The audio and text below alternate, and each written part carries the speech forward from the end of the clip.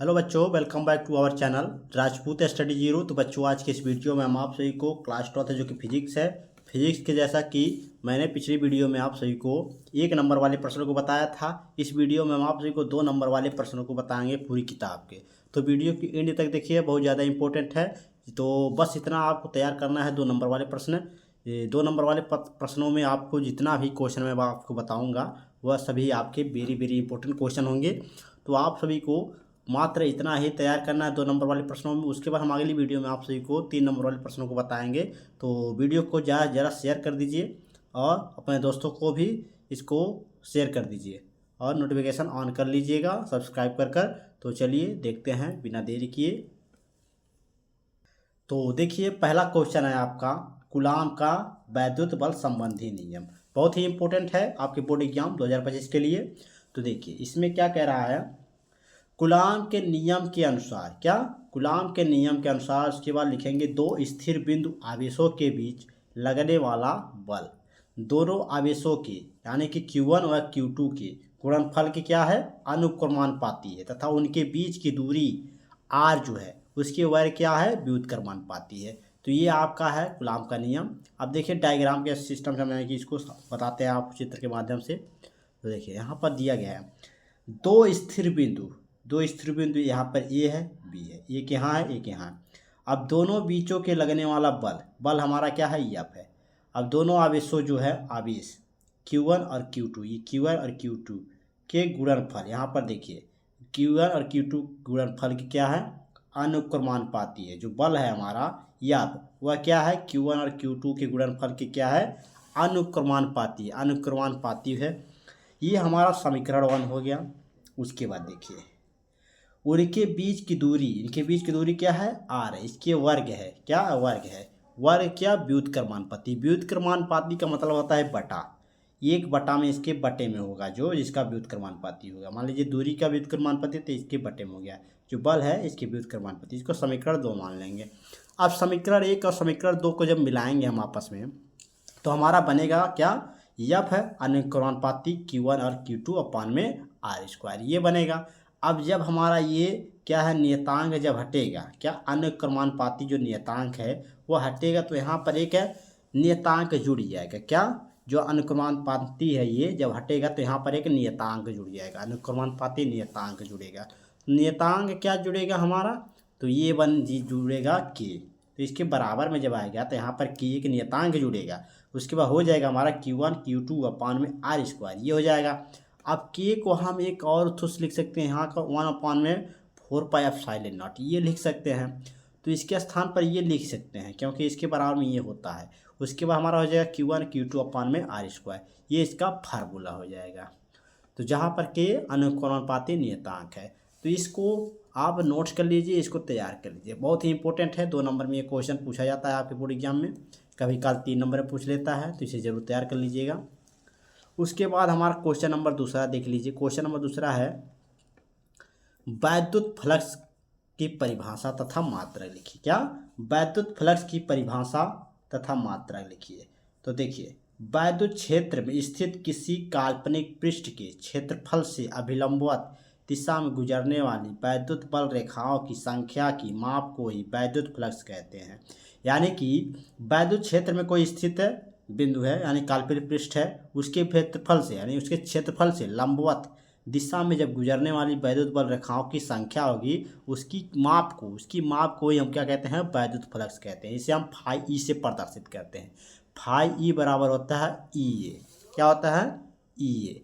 तो देखिए इसका मात्रक हो जाएगा वैद्युत क्षेत्र की तीव्रता का मात्रक न्यूटन मीटर स्क्वायर, और इसका होता है कूलाम, क्या, कूलाम हो जाएगा। तो उसके बाद हो जाए, या फिर इसको हम वोल्ट मीटर भी कहते हैं, या फिर हम इसको वोल्ट मीटर भी कहते हैं। तो इसको आप तैयार कर लीजिए, बहुत ही इंपॉर्टेंट क्वेश्चन है। उसके बाद चलिए क्वेश्चन नंबर हम 3 देखते हैं। क्वेश्चन नंबर 3 है आपका, किसी चालक की वैद्युत धारिता से क्या तात्पर्य है। क्या, किसी चालक की वैद्युत धारिता से क्या तात्पर्य है। तो किस चालक द्वारा आवेश ग्रहण करने की क्षमता को ही उसकी वैद्युत धारिता कहते हैं। यानी किसी चालक द्वारा आवेश ग्रहण करने की जो क्षमता है उसकी वैद्युत धारिता कहलाती है। जैसे C बराबर Q अपान में V, जहाँ Q बराबर आवेश और V है क्या, विभव। नोट्स कर लीजिएगा तीसरा नंबर क्वेश्चन। चौथा नंबर क्वेश्चन है म्यू नॉट और एप्सिलॉन नॉट का मान ज्ञात कीजिए, या फिर इसको सिद्ध कीजिए कि म्यू नॉट बराबर एप्सिलॉन नॉट बराबर 1/c²। इसको सिद्ध करना है। तो सिद्ध किस प्रकार करेंगे, देखिए चुंबकशीलता बराबर होता है म्यू नॉट, यानी चुंबकशीलता को हम दर्शाते हैं म्यू नॉट से। इसका मान होता है 4 पाई गुणे 10⁻⁻7 न्यूटन प्रति एम्पियर स्क्वायर, ये होता है, इसको याद रखिएगा। उसके बाद देखिए तथा 1/4 पाई एप्सिलॉन नॉट का मान होता है 9 × 10⁻9 न्यूटन मीटर स्क्वायर प्रति कूलम स्क्वायर, ये होता है। अब देखिए यहाँ पर एप्सिलॉन नॉट बराबर, अब यहाँ पर एप्सिलॉन नॉट यानी इसको पक्षांतर करेंगे, हमको निकालना क्या, ये निकालना है एप्सिलॉन नॉट का मान, इसका मान निकालना है, उसके बाद तभी तो ये निकलेगा। तो देखिए एप्सिलॉन नॉट यहाँ से हम क्या करेंगे, इसको जो 1/4 पाई एप्सिलॉन नॉट है, यानी कि इसको इस तरह कर देंगे और इसको इस तरफ तो कर देंगे, एप्सिलॉन नॉट हो जाएगा बराबर में 9 × 10⁻9, ये न्यूटन मीटर स्क्वायर प्रति कूलम है। उसके बाद देखिए अब ये म्यू नॉट इंटू में एप्सिलॉन नॉट, तो इन दोनों का मान रख देंगे तो हो जाएगा 4 पाई गुणे 10⁻⁻7, ये म्यू नॉट का मान हो गया। अब गुणे में एप्सिलॉन नॉट का मान, तो एप्सिलॉन नॉट का मान ये है 1/4 पाई गुणे 9 × 10⁻9। तो यहाँ पर देखिए इसको हम एक स्थिरता से करेंगे तो हो जाएगा 4 पाई गुणे 10⁻⁻7 और ये आ जाएगा नीचे 4 पाई 9 × 10⁻9, तो ये आपका कट जाएगा, क्या इसको कैंसिल कर देंगे। उसके बाद हम इसको कैंसिल कर देंगे तो हमारा बचेगा क्या, बचेगा यहाँ पर 10⁻⁻7। अब बताइए यहाँ पर आपका जो है 10⁻⁻7 है और यहाँ पर 9 × 10⁻9 है, तो जो 9 है आपका यहाँ पर देखिए ये mu naught into epsilon not.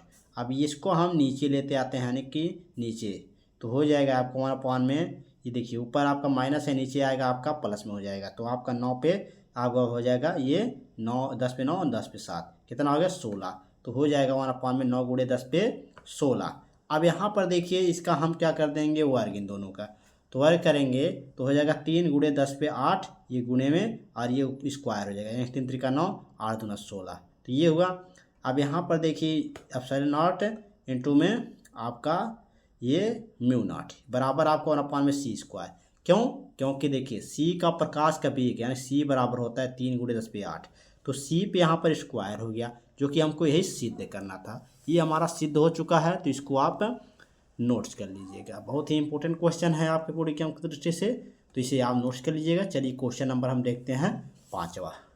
Question number 5वां है आपका, धारा घनत्व से आप क्या समझते हैं, क्या धारा घनत्व से आप क्या समझते हैं, इसका मात्रक लिखिए। तो बहुत ही इंपॉर्टेंट है।